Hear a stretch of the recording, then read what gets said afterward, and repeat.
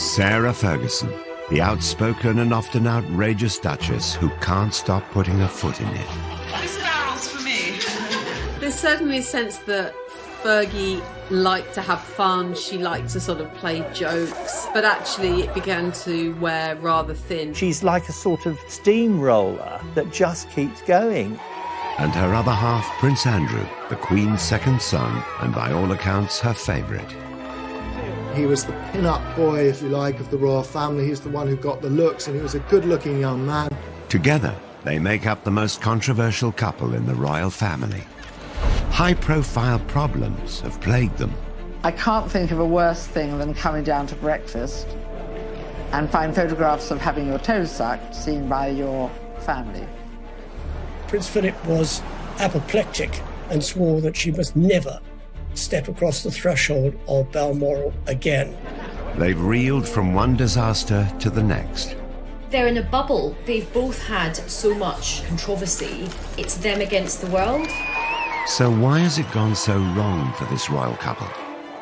Is it about craving attention? At last I have the turn to talk. All these men around here. Or are they just out of touch? Well, I have to ask the question, what is a reasonable lifestyle? One of Andrew's biggest failings is his singular lack of judgment, and that's bound up in a sort of a sense of entitlement and arrogance that he's always had, frankly. Tonight, this is the incredible story of how together Andrew and Fergie have lurched from one scandal to another. This case with Epstein is so serious. This is so much more serious than Randy Andy, Air Miles Andy. And how throughout it all, they've managed to maintain the closest bond. In a way, she's his wife in everything but name. We go behind the scenes to reveal just why they've made so many mistakes. Andy and Fergie go in a little bit head first, and where you or I might think, that's not a good idea, it just doesn't occur to them.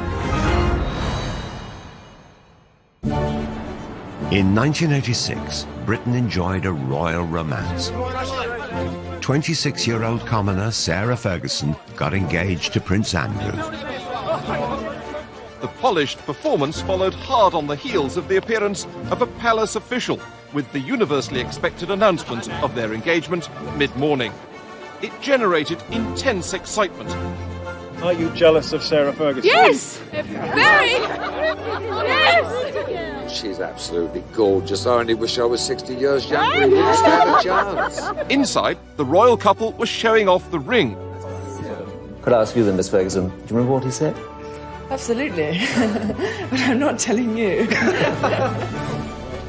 What went awry with that dashing young couple? And what led to the downfall of the Duke and Duchess?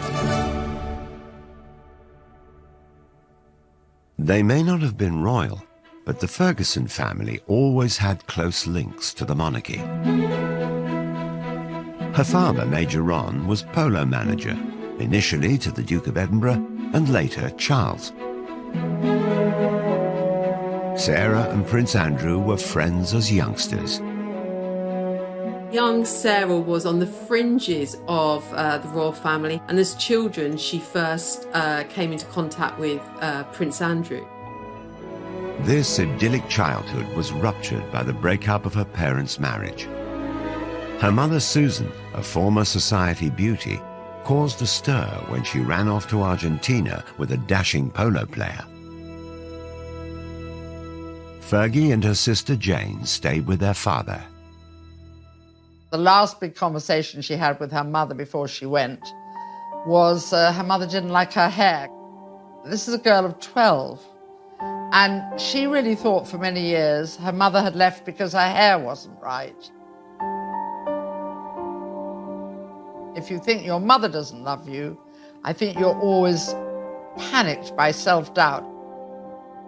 Sarah's father was terrific, but obviously he wasn't a housewife, and he wasn't great at cooking. He did master scrambled eggs, and they would just eat eggs out of a saucepan because he thought, well, what's the point of, dirtying all the plates? After her emotionally difficult teenage years, Fergie moved to London and shared with friends. Will there be an announcement this week? Her flatmate adored her. Sarah Ferguson's flatmate, Caroline Beckwith-Smith, is on holiday in Barbados. Just great fun, really, and interested in lots of things. Fergie threw herself into London life. She went on to have serious relationships. She wasn't the sort of unspoiled young woman that Diana was expected to be as mother of the future king. As Ron Ferguson famously said, of course she's got a past. She's 25, 26 years old. If she hadn't got a past, then there would be some serious questions to ask about. She dated a stockbroker, then lived with a millionaire called Paddy McNally. She enjoyed the jet-set lifestyle in his chalet in Switzerland. She and McNally, who was a widower with 2 young sons, fell in love, and they had a fairly lengthy romance. But McNally was much older, you know, almost 20 years older than Sarah. He was very rich.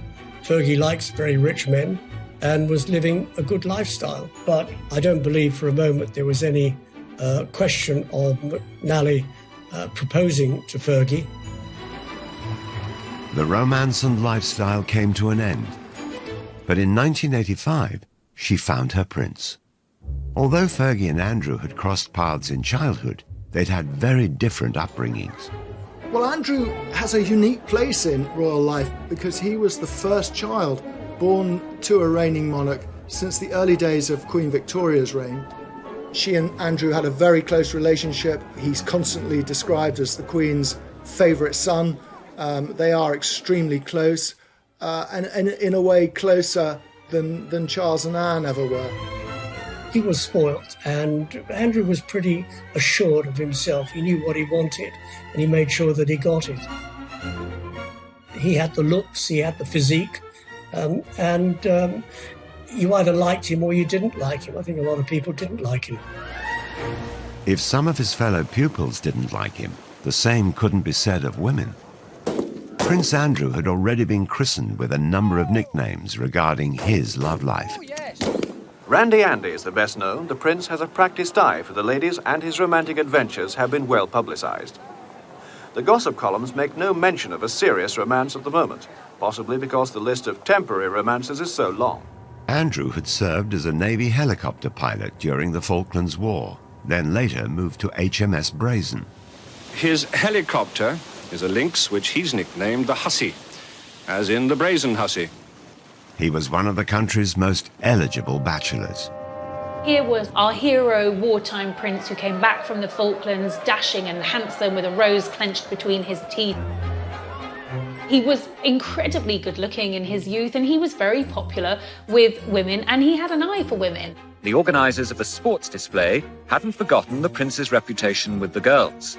12 of the most shapely danced before him, and the prince's face said the rest.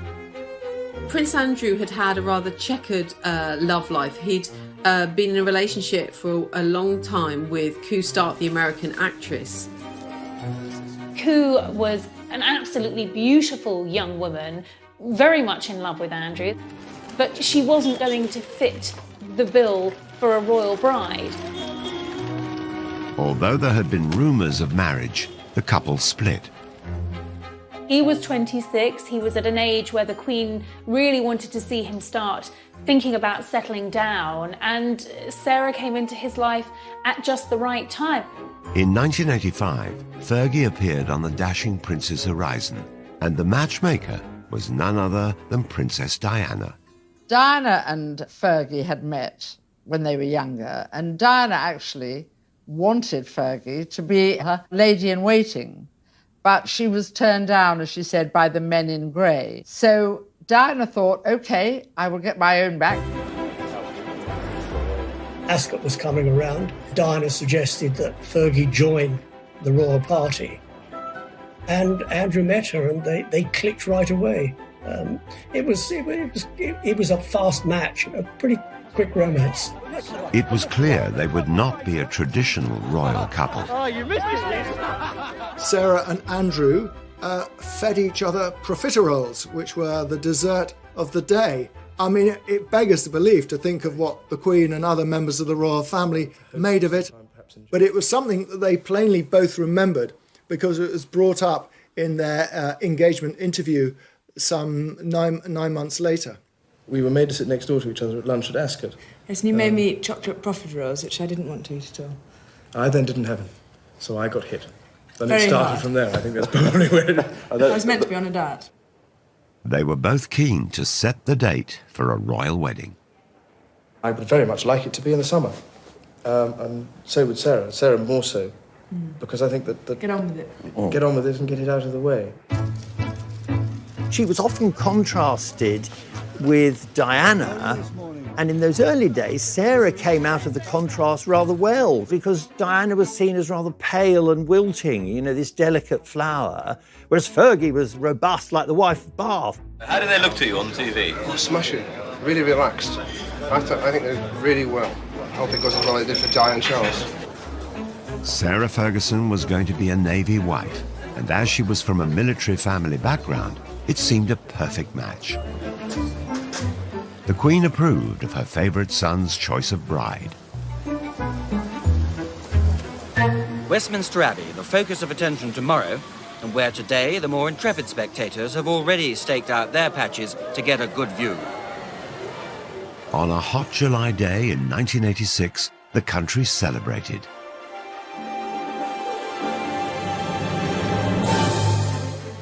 Fergie's 17-foot train had the initials A and S intertwined and sewn in silver beads. Everybody thought it was stunningly beautiful, and as she always said, I walked in as a commoner and I walked out as a duchess.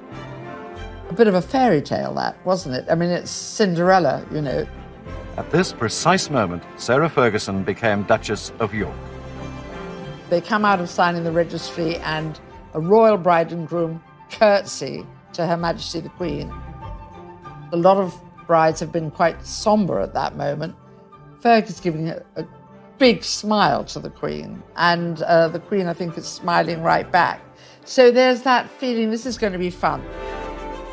Even on her big day, it was clear that the new bride was going to create waves.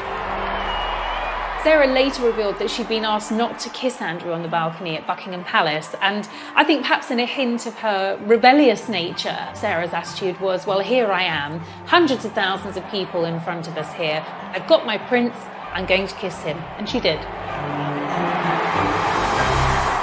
Others were not as impressed by the displays of exuberance. I was commentating at the time at the wedding, and when they went behind the altar screen to go and sign the registry, they were larking about a bit, and I said to my co-commentator, that's a marriage that's not going to last. A certain amount of decorum wasn't there.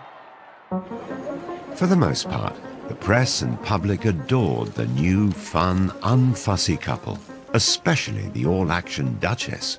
I think that their brand and their image was really positive. Creating a positive impression enables you to kind of influence and effectively manage your reputation. The newest arrival typifies the greater freedom of the young royals, becoming the first royal duchess to get a pilot's license, complete with very un-Biggles-style hair grips.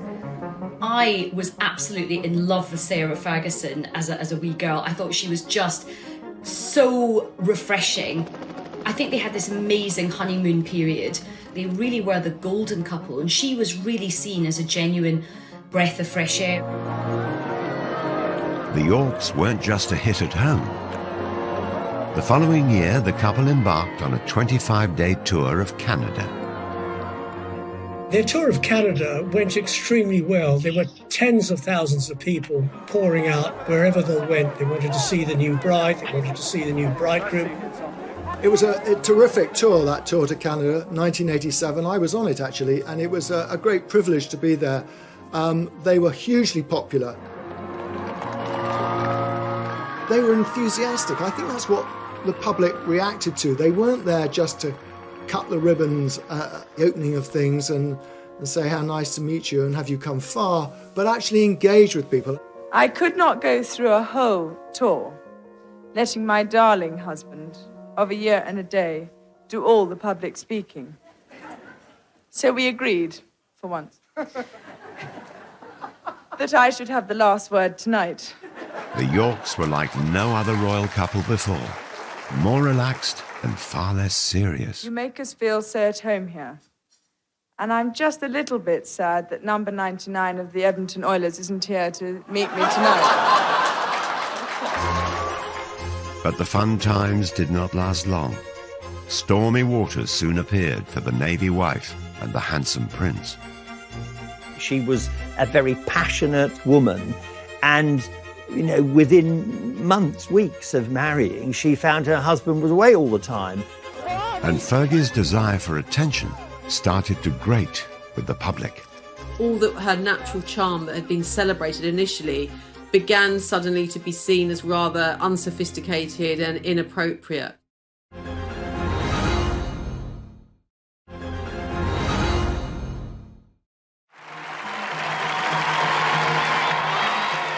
After marriage, Fergie embraced her new life with gusto. Her Royal Highness, the fair Duchess of York, leading forth her heroes on behalf of the International Year of Shelter for the Homeless. In 1987, she took part in the now infamous It's a Royal Knockout.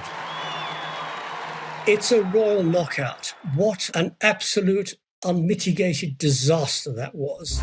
His Royal Highness, the tantalisingly eligible Prince Edward.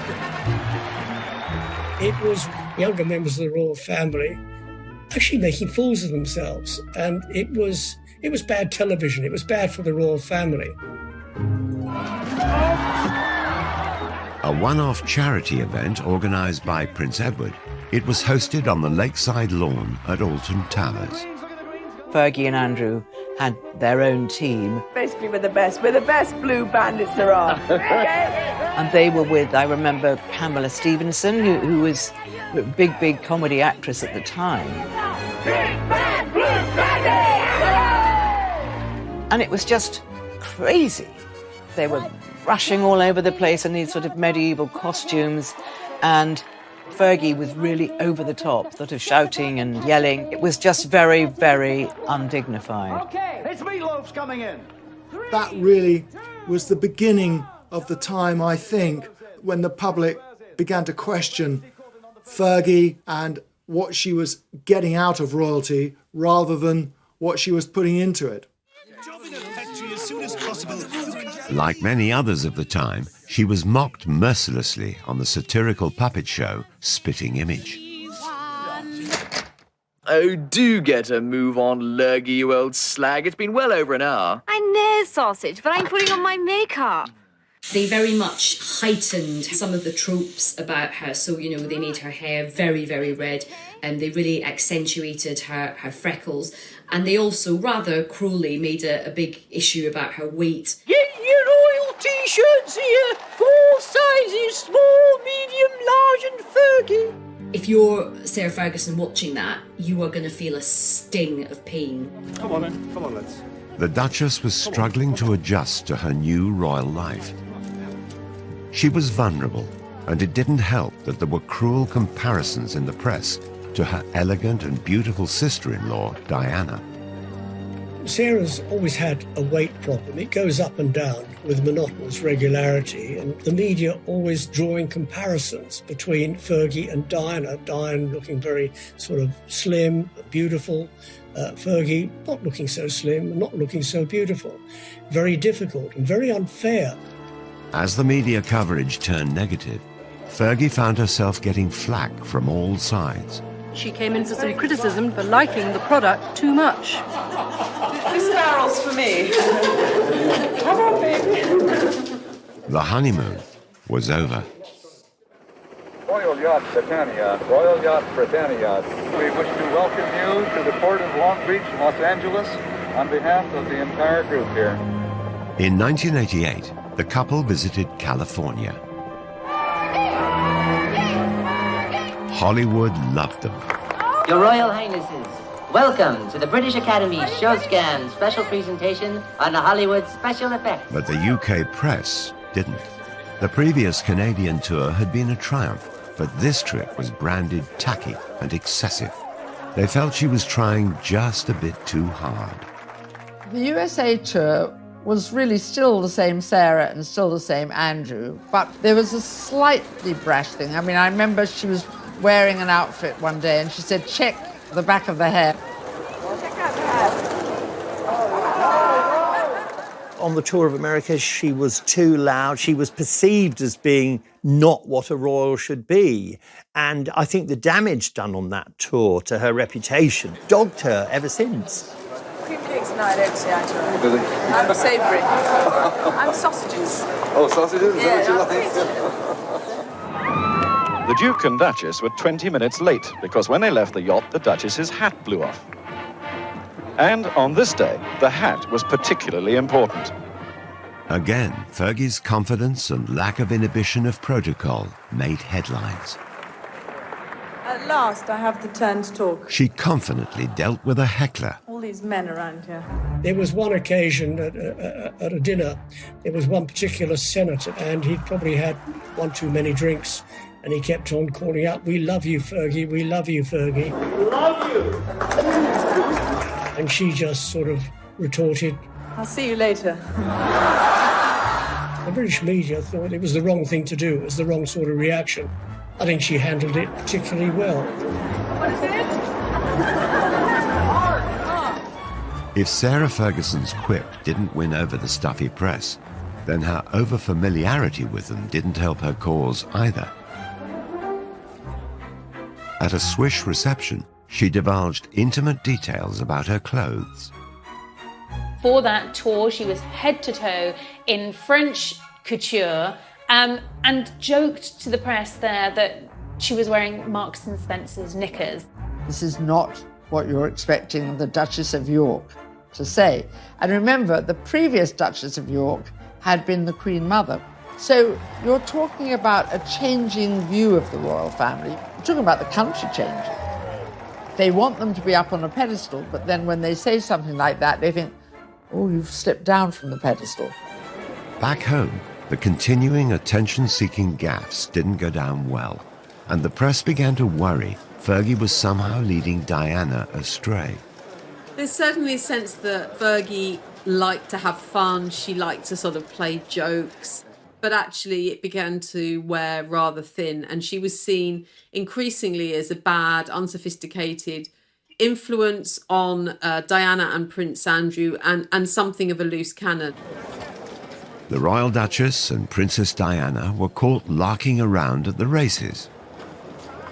There was an iconic picture of them at Ascot, and there's Fergie and Diana with these umbrellas, you know, poking somebody's behind. It was a great shot. But I think, obviously, that was another opportunity to say that, you know, she was a bad influence on Diana, which it actually really wasn't true. You never learn, do you? Fergie had a love of foreign holidays, particularly skiing. She's renowned as the finest skier in the royal family, and today only the best amongst her party could keep close to her. Can't get any closer, we'll fall over. Hang on a minute, we're just doing this. In Switzerland, the two royal couples posed for the press. Again, it looked like the Duchess was a poor influence on Diana. They were on a slope of a mountain, and I think and it was snowing, and Diana was slipping a bit, and then Diana and Fergie slipped into each other, sort of on purpose. What are these pictures you've got? They were really larking about, and they were just wonderful pictures. Did you get that? And then Charles got annoyed because he thought it was undignified. That came back to haunt Fergie, those photographs. It wasn't all bad press. So have you managed to name your baby yet? No names. Was it quite an ordeal yesterday? It was a long time, wasn't it? It was a long time, but she came through it very, very well. You looked very worried earlier in the day, sir. Ah, that's because I was on my way to the dentist. So, 2 years after their marriage, the Yorks celebrated the birth of their daughter, Beatrice. Eugenie followed 2 years later. God save the Queen! Our wishes to both the baby, to the father and the mother. But the happy families didn't last long. Prince Andrew was away at sea for many weeks of the year. His posting follows 3 months of specialised training, and the Duke will now lead a flight team aboard the frigate for around 18 months. In the early years of their marriage, Andrew was serving as a naval officer, which meant that he was frequently sent away. And for Sarah, that meant being at home, at the palace, on her own for long periods of time. And in fact, she later recalled that she got to see her husband for 40 days a year. The rest of the time, he was absent. It's terrible. I mean, you're going away and leaving what you love behind. It's a fantastic job for a single man. It's getting less and less so for a married man. The new mother was lonely and lacking support. In 1992, private photos surfaced. A cleaner found a set of holiday snaps showing the Duchess and her 2 children with a Texan Steve Wyatt. Wyatt was handsome and attentive. The pictures had been taken some 2 years previously. There's a picture of Steve Wyatt, and then there's Beatrice, who's just got bathers on, and they're obviously somewhere hot. And suddenly people think, who is this man? With little Princess Beatrice, who looks about 2 or 3. And so then the stories start. Eve Pollard, a tabloid editor at the time, was contacted by a mutual friend of the Duchess. A very old friend of ours rang us up. He said, I wonder if you could come and give a friend of mine a bit of advice. So we turned up in his lovely studio in Mayfair, and there she was. We tried to say, you've just got to be careful about any photographs. If you go out with anybody while your husband's away, it should be a crowd. And she was, at that time, I have to say, very, very unhappy about the fact that she was alone. Gossip of affairs circulated in society circles for months. He was also getting a lot of flack from the royal household for behaving, as they saw it, inappropriately. So everything was mounting up against her, and I don't think Andrew was there to really back her up. And then along comes Steve Wyatt. It was the beginning of the end for Fergie and Andrew. The announcement that the Duchess of York had initiated discussions about a separation from her husband came as she arrived to pick up their daughter from school. In March 1992, the couple split. Fergie was soon spotted with another American, John Bryan, a friend of Wyatt's and her financial advisor. What is your exact relationship? Soon, rumors of scandalous pictures of them together surfaced, and the photos were being touted around Fleet Street. The night before publication, I went to see Brian. I sort of laid down these pictures, and there was a great intake of breath. Oh, God. And he immediately went off into the bathroom, shut the door, and even though the door was locked, I could hear he was calling Sarah in Scotland and telling her that it was worse, far worse than he thought. He obviously was a little bit more than a financial advisor, as we saw from those photographs taken in the south of France with him sucking her toes. Whether he was looking at the toes as a new form of abacus or calculator remains to be seen. But it was the sort of nail in the coffin when it came to Fergie and Andrew's marriage. It was a sellout scoop for the Daily Mirror. 300,000 extra copies were printed, and as the public snapped them up, the newspaper was unrepentant. Unfortunately for Sarah Ferguson, she was staying with her in-laws at Balmoral. The papers were all laid out for breakfast. Sarah took one look around the dining room and thought, oh, there, but for the grace of God go the lot of you, I'm going. So she went back upstairs. And obviously she had to see the Queen. And the Queen, remember, these two are fairly close, and the Queen was furious with her, just furious. Speculation about the Duchess of York increased when a car sped out of the royal estate full of suitcases. She fled the castle and the press. No longer the luxury or privilege of an aircraft of the Queen's flight, for the Duchess just an ordinary scheduled flight to Heathrow. It spelled the end of Fergie's life as a royal, and that was absolutely devastating for her. It was never how she had expected things to turn out. The most important thing for me at the moment is to keep a low profile, work hard, and make sure that I continue to find cures and to help people as much as possible. With no wealthy husband, how was she going to live? The debt soon racked up. I wouldn't say she'd go anywhere for a hot meal, but she was prepared to put her name to all sorts of things, which royals hadn't done. She needed money fast. I tend to attract a bit of attention. Her solution for bringing in the cash Cheers. was a flashy one.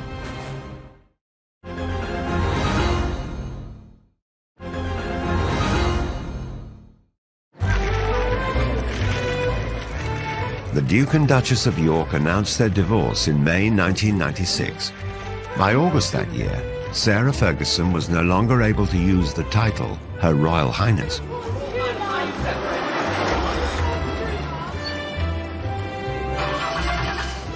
She found it awkward to adjust to a modest lifestyle. Living beyond her means quickly got her into financial difficulty. You know, she's cast out of the royal family. She doesn't just divorce Andrew, she divorces the whole of the royal family. I remember Diana saying to me that, Fergie didn't get that much. She really didn't. And that's why she had to work so hard. And she had to keep coming up with new ideas. In typical fashion, she made light of the negative press. It really bugs me that every day I have to read I'm a millionaire 3 times over. Cool, I tell you. When her marriage broke down, her overdraft was said to have been £200,000, allegedly paid off under a separation settlement, which also involved Prince Andrew taking financial responsibility for their children, Beatrice and Eugenie. The news reports varied. At first, she said the royals gave her no financial support at all. Then she admitted to receiving £15,000 a year. It was then reported that the divorce settlement from Prince Andrew was worth several £1,000,000.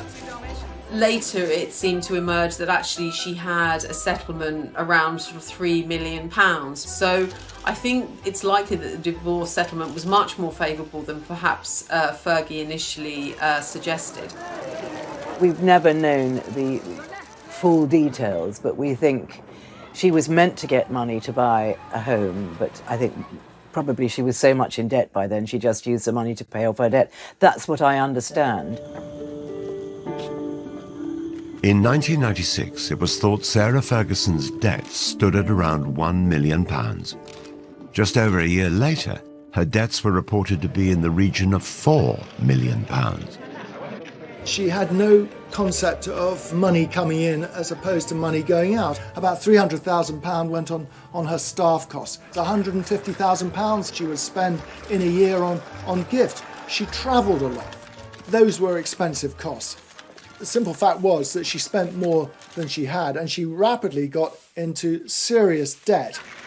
I think that's the story of her life, really. She just is a very free spender and very, very generous. But if you're like that, you do get into financial trouble unless you're earning millions all the time. Sarah did have money problems. That was well advertised everywhere, and she wasn't ashamed of that. She got up out of bed and thought, right, I've got to make some money here. Fergie tried to earn a living. She knew she had cachet as a former royal. She also knew the best place to sell herself.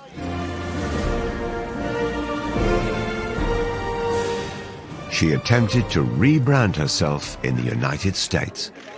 I'm so unconventional that instead of serving tea, I serve ocean spray granule juice drink.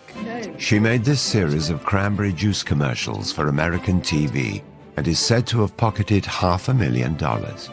It has a distinctive taste that gives you a real zing. No wonder you Americans threw that tea into the harbour.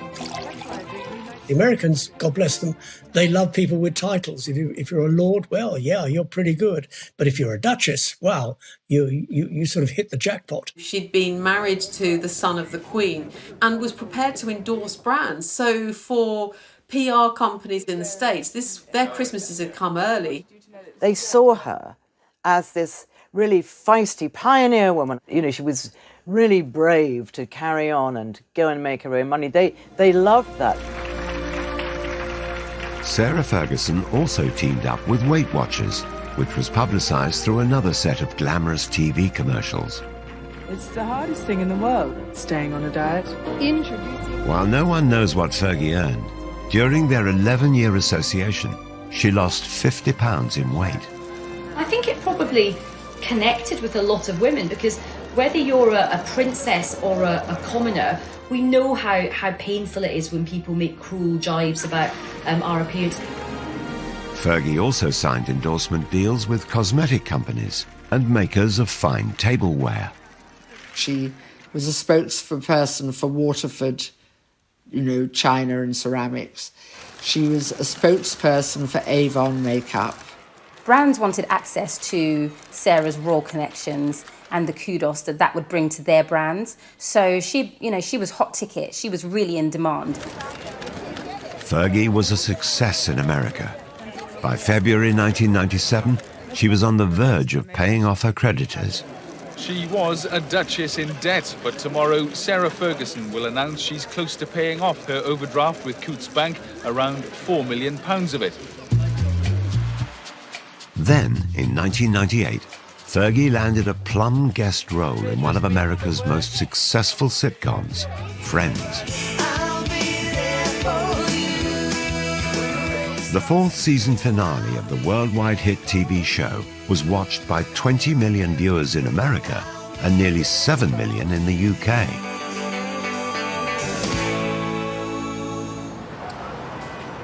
Filming brought the Friends cast to London for a major wedding storyline. The character Joey photographed Chandler outside Westminster Abbey. Then who should turn up among the stars but the Duchess of York? They may call it a bit part in the business, but she could have been paid as much as £900 for an hour's performance. Jay says you don't really like his hat, but I think it's kind of dashing. The fact that Sarah famously appeared as herself on an episode of US TV sitcom Friends, I think was a key positive moment for her. Appearing on the episode of Friends for some people would be the ultimate kind of cult appearance, and I'm sure her daughters thought it was amazing. Fergie, baby! But, this was not becoming of a former royal princess to appear on, an American sitcom. Of course, really, if she'd had any kind of royal status, she certainly wouldn't have been allowed to have performed in Friends. I think actually out of all the TV projects that she did, the British public warmed to her for doing this one. This wasn't hugely embarrassing. Even so, Fergie had profited from her royal status. The royals put their names to organisations and charities. Sarah was using it to make money, which upset the royals terribly. Making money from her royal status was one thing, but Fergie went a step further and cashed in on the story of her royal private life. The fact that she went out into the commercial world, as long as she wasn't besmirching the royal family, wasn't trading on secrets and telling stories out of school, that they had to live with it.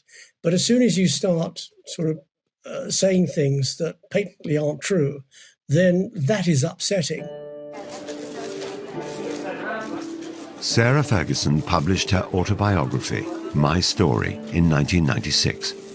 She told the world that she'd been made to feel unwelcome in Buckingham Palace and revealed secrets about the breakdown of her marriage to Prince Andrew. The Queen is said to have been particularly displeased, as is Princess Margaret and Prince Philip. So the real big guns in the royal family are really, really upset by all of this. A new book meant a promotional tour, and Fergie was back off to America. Oprah Winfrey was among the broadcasters who lent a sympathetic ear. You're sitting in the palace, and you felt a sense of hatred for yourself. That doesn't compute in our Princess Cinderella Duchess mind. You understand? Okay, so that is the fairy tale. It is the fairy tale. But then comes the realism that you actually you didn't marry to get the fairy tale. You married a man. You fell in love and you married the man, and then you've got to come to terms with the fairy tale. Now, there was a certain amount of sympathy for her in the United States. Poor Fergie, whinging about how she was badly treated at Buckingham Palace, which is a bit rich, but Buckingham Palace weren't going to react to that. So when you moved into the palace, were you surprised? I mean, the way you described as you describe it in the book, I'm thinking it's a little dark room down the hall at Buckingham Palace. Yes, it's on the second floor. It's all burgundy and very dark. And the light bulbs are only 30 amps, so they don't put any light. Not only was she cashing in on her own royal status, she was lifting the lid on being inside the royal family, letting the public in, and that's a big no-no. Despite selling her royal secrets, Fergie remained on good terms with Prince Andrew. His active service in the Navy was coming to an end, and a new, controversial chapter in his life was about to start. Since 1997, he's worked in London for the Navy's diplomacy unit. Now that he's on Civvy Street, Andrew is going to be a roving ambassador promoting British trade overseas. Fergie's ongoing quest to make money played out in the media. But there were more PR disasters on the horizon, and this time, a scandal of epic proportions. She'd done something very, very stupid. I think she really had to lay her soul bare in order to sort of exonerate herself from what she'd done.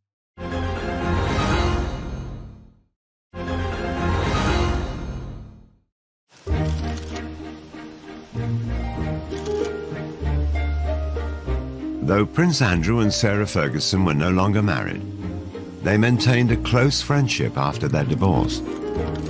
They always stayed friends, which is, I know people don't get it and say, how is this? This is very unusual, and it is rare, but it's a very special relationship, and they get on extraordinarily well. They have the same sense of humour. In 2008, Fergie moved in to share Andrew's home, the Royal Lodge in Windsor. Their friendship has intrigued royal watchers. They're the couple who, you know, they might not have the label of being husband and wife, but they're definitely kind of soulmates, I think. Soulmates, whose friendship brought its own problems. The next disaster to hit would rock not only Andrew and Fergie, but the whole royal family. The fake sheikh was called Mazir Mahmood, who worked for the News of the World. He kept saying he wanted to meet Prince Andrew, and he would pay her $500,000 if she could fix that. Posing as an Arab businessman, Mahmoud had played out hundreds of undercover stings on high-profile personalities since the early 90s. Victims were cajoled into making embarrassing confessions or trading illegal substances. The fake sheikh operations were often criticized as entrapment.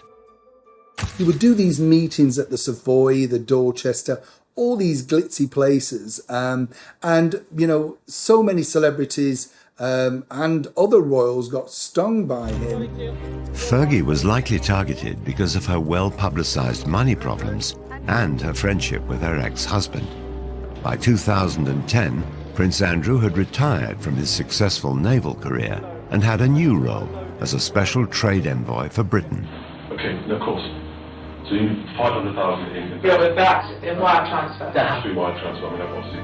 The News of the World set up a sting to secretly record Fergie.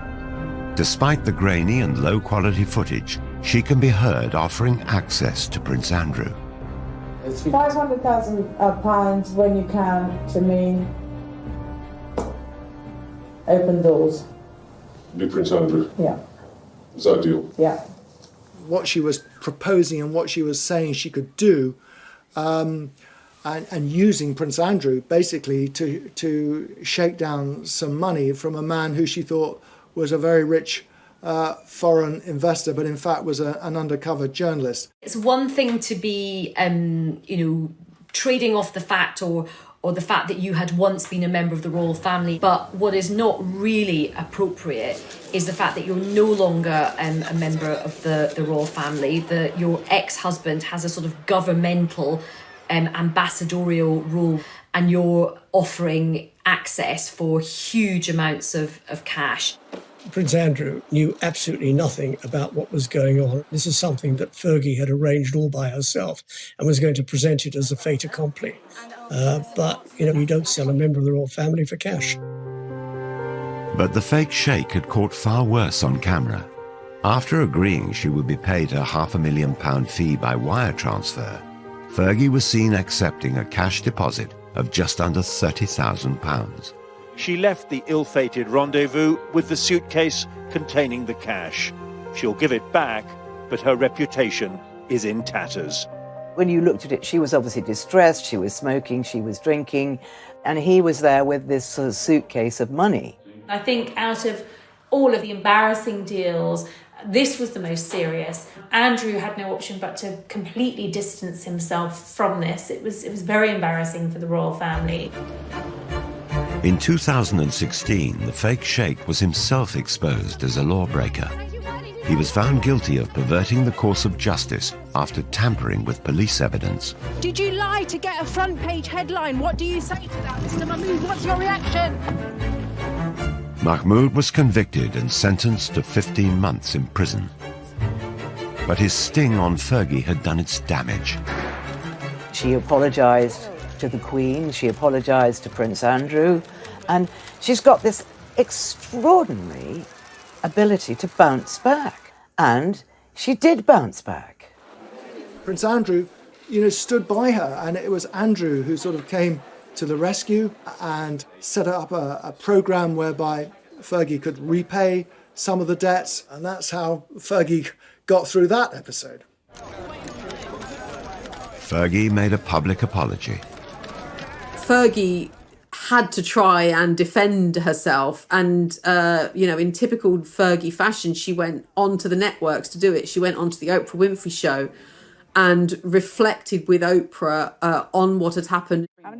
They watched a playback of the entire fake sheikh video before Fergie made dramatic revelations about her state of mind. Because I was in the gutter at that moment. So I know exactly, I'm very aware of the fact that I'd been drinking, that I was not in my right place. People love Oprah, and I believe that by speaking to Oprah, Sarah felt that it could have a positive impact on her. She really had to lay her soul bare in order to sort of exonerate herself from what she'd done. And it was extraordinary that she did it. It was a very, very brave thing to do. But then she'd done something very, very stupid. It was kind of like the ultimate collision of a royal and reality television. So, of course, people loved it in America. You have to respect her for that, because that really takes guts to be able to do that. I think I'm authentically myself sitting here right now, and I'm going to give it a good shot. Somehow or other, she managed to turn the tables. I don't think she meant it to be, but it turned out to be an absolute masterstroke. In the years following the fake sheikh scandal, Sarah Ferguson claimed she'd lost around £40 million worth of earnings from cancelled celebrity engagements because her reputation was so damaged. She started legal proceedings against the owners of the News of the World, but it's reported that after 3 years, she abandoned her case in 2019. It's unfortunate that she was caught in a sting, but not the first one to be caught in a sting, and certainly probably won't be the last one. She realised very quickly that she was up against some serious legal opposition, and that if it went against her, the costs could have run higher and higher. So sensibly, she dropped the case. Despite the constant gaffes and disasters, Sarah Ferguson was still close to Prince Andrew, each still supportive of the other. They were so close that some royal watchers believe a reunion could be on the cards. I think Sarah and Andrew are together as a couple. I just don't think they could be apart from each other. And I do see them getting married again. I really do.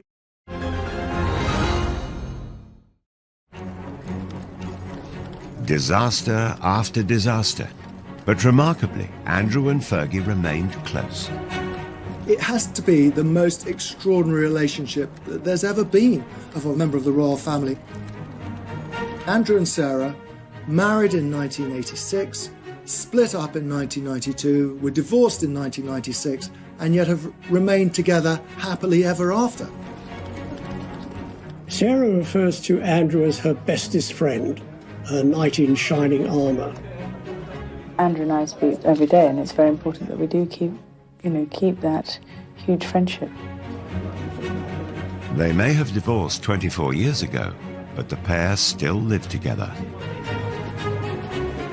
They have their holidays together.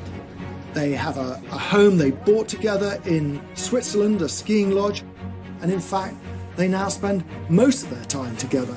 It is interesting that neither of them have really found anyone else since their divorce. And I think even though they're not formally married, I think they kind of are together, like in an emotional sense.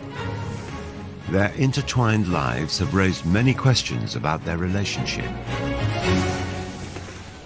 There are constant rumours and endless speculation about the possibility of them one day remarrying.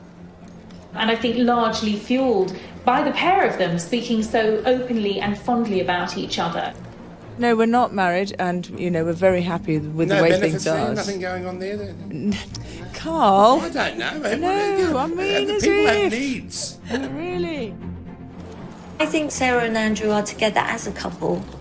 And I do see them getting married again. I really do. But Fergie has repeatedly embarrassed the royal family. So could she ever be accepted back? Fergie did upset a lot of people. I mean, chiefly among them, I would say, Prince Philip. Nothing would ever happen while the Duke of Edinburgh is still alive, such is the grudge that he still bears against Sarah. Fergie may never be able to win over her former father-in-law, but it does appear that the Queen is slowly welcoming Fergie back into the royal fold. Queen still has a soft spot for Fergie, and very occasionally Fergie's invited up to Balmoral. After the Duchess was excluded from William and Kate's wedding, a sign of acceptance was the invitation to Harry and Meghan's. She was so excited to be there as well and be part of the family again. She was ousted for a long time, and I think she found that very sad. Regardless of their marital status, the Yorks continue to present themselves as a family unit. The Prince, Fergie, and the two princesses, and all four attract ridicule. How do I look? Like a puppet of the bourgeois oppressors? Perfect. See you later. I mean, Beatrice's hat, which was unusual, was compared from everything from a loo seat to a pretzel. Just like her mother, Beatrice shrugged off the ridicule and put the hat up for auction, raising £81,000 for charity. It's also been noted that the princesses have inherited their parents' love of the high life. Beatrice and Eugenie seem to spend an awful lot of time travelling at someone else's expense. Usually it often involves private planes or luxury boats. But they do both now have full-time jobs. Beatrice is a vice president for a software company in the States, and Eugenie has a senior position at an art gallery in Mayfair. They want to work. They don't want to be accused of being lazy or leeching off the taxpayer. Fergie and her daughters sought the attention. Prince Andrew, on the other hand, had grown up to simply expect it. He was a prince and wanted to be treated like one.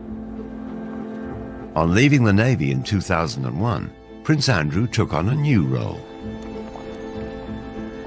He was given a pretty plum role. He was made a special representative for trade and investment, which essentially saw him travelling around the world representing Britain.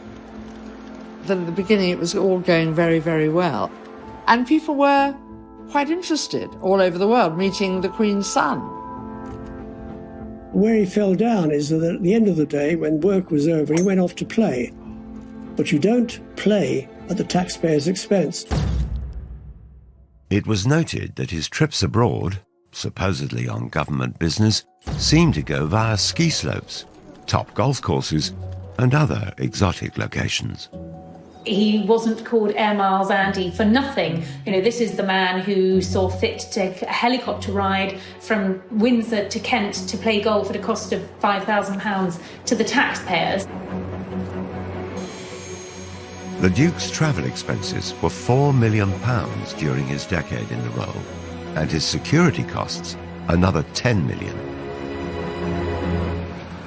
What is an extravagant lifestyle? Travelling by private jet, using helicopters when you could take a train. But it is again, it is the maximisation of my time for the best value for money, and that's the way and I'm not the one that makes those decisions. Yet more terrible publicity for the Yorks.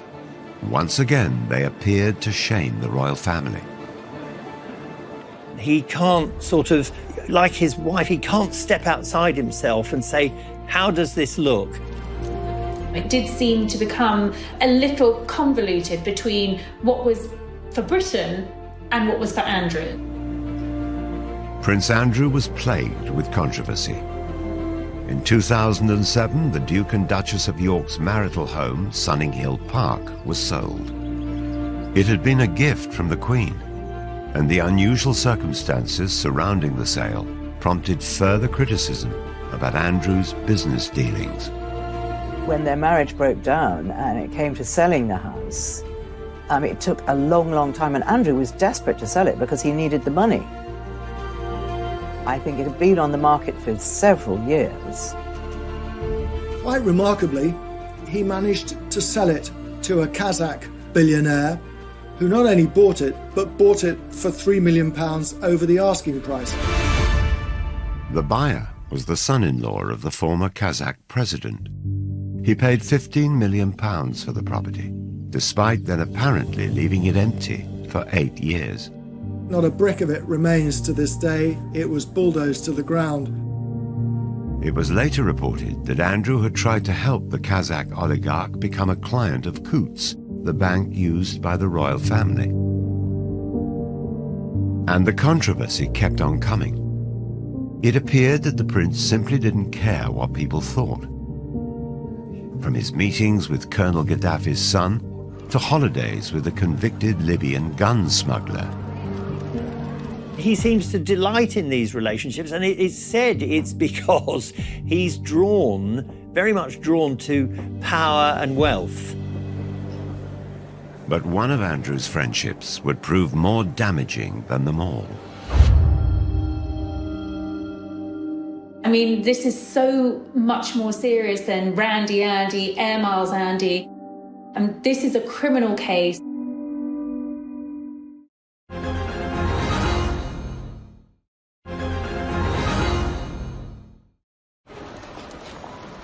For over a decade, Prince Andrew has been engulfed in the biggest controversy of his royal life, a life that's been beset with scandals. He met Jeffrey Epstein around about 1999 through Ghislaine Maxwell, whom he'd known for years. Ghislaine was a girlfriend of Jeffrey Epstein. Epstein was very, very anxious to have somebody like Andrew as his friend because, he's got a real live prince. And it gave him so much kudos. I think around about 2000, he went to St. James's in the British Virgin Islands on Epstein's private jet and had made several trips as a guest of Jeffrey Epstein. His love of the high life was what attracted him to Ghislaine Maxwell, and he invited her to parties at the palace. He invited her shooting at Sandringham, always with Epstein in tow.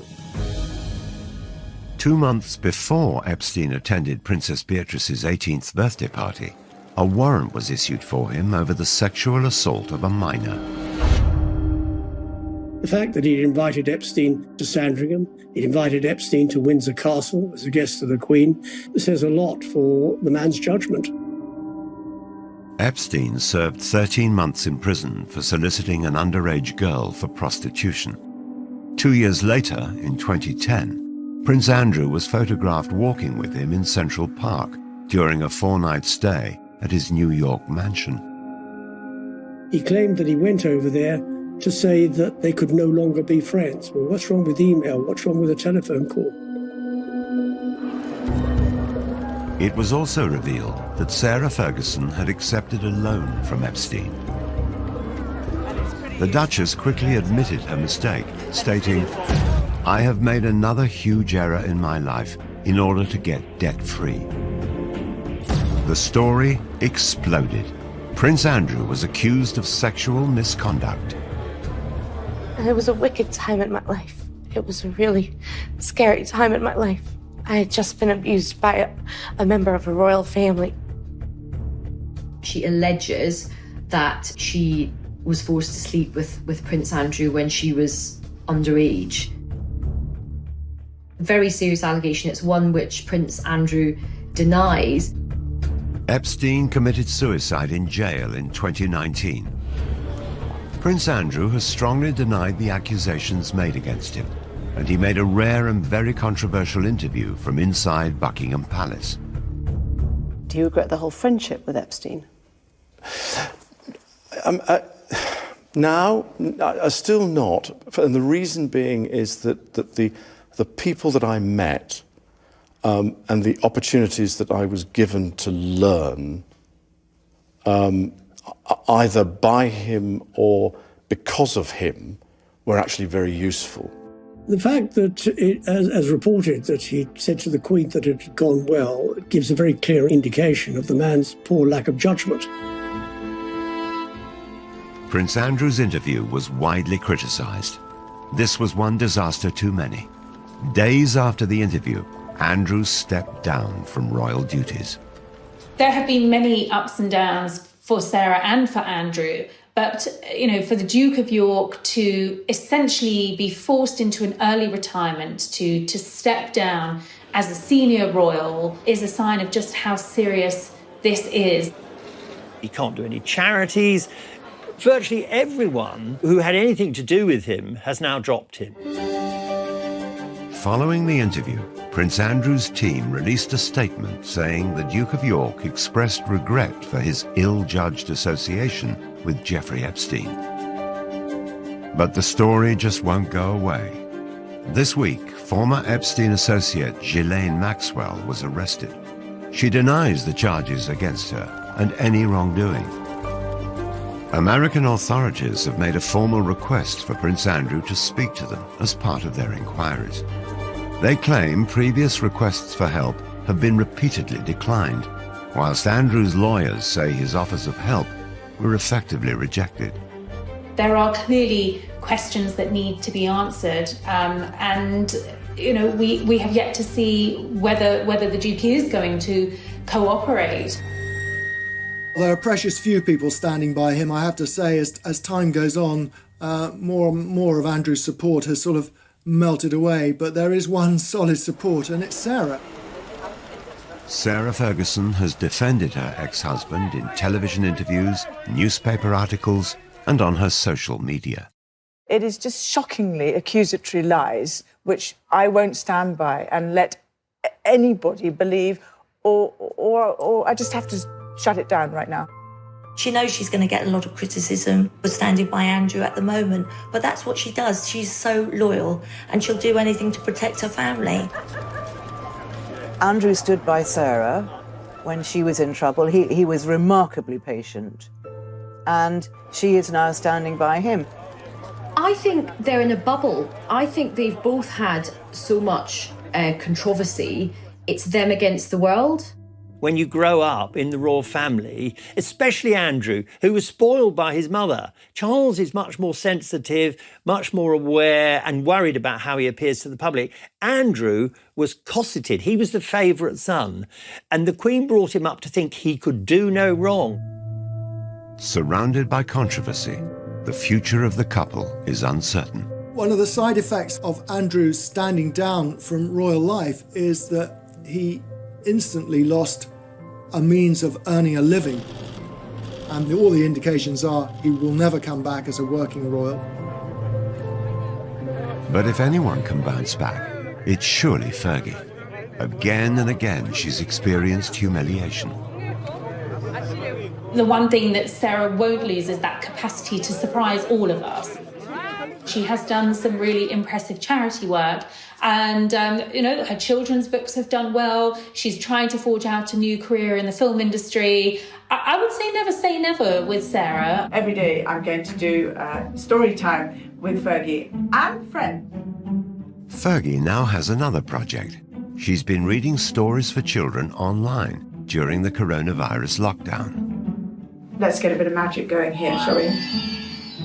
She's being really personable and she's really showing her human side. I think it's such a positive initiative. For Andrew, his future might rest more on his ex-wife than he could ever have imagined. Only recently there was a picture put up on social media of himself and Fergie packing together lunches to deliver to local nurses and stuff. So he's trying to do some good. But again, whatever you put up in this situation, it's ridiculed.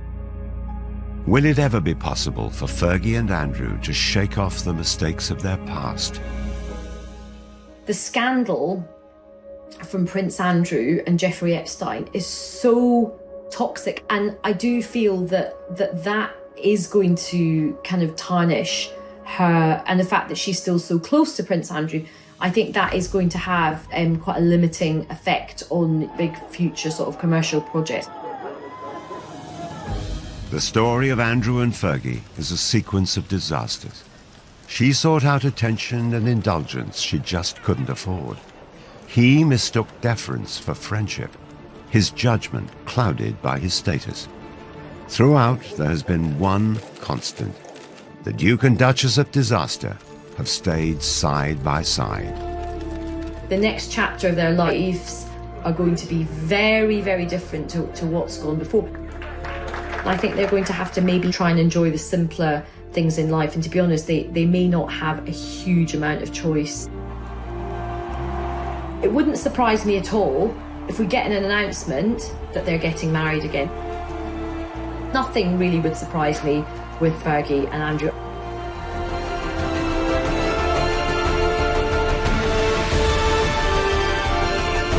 Cùng áng mây hòa trong gió tiếng sao vang từ đâu diều bay vút cao rồi cùng nhau chia phe chơi tròn tiền dưới bóng cây đa già bên sân đình bãi sông làm cô dâu chú rể chiếc kiều la trò chơi rước dâu kỷ niệm xưa mãi sống trong cuộc đời tôi thân tin tuổi thơ. Rồi ngày tháng trôi đi bao nhiêu mong ước xa xưa chỉ còn là kỷ niệm từng đêm tôi nhớ về cuộc đời đu chen bốn bề sầu lo nhiều lúc ước mơ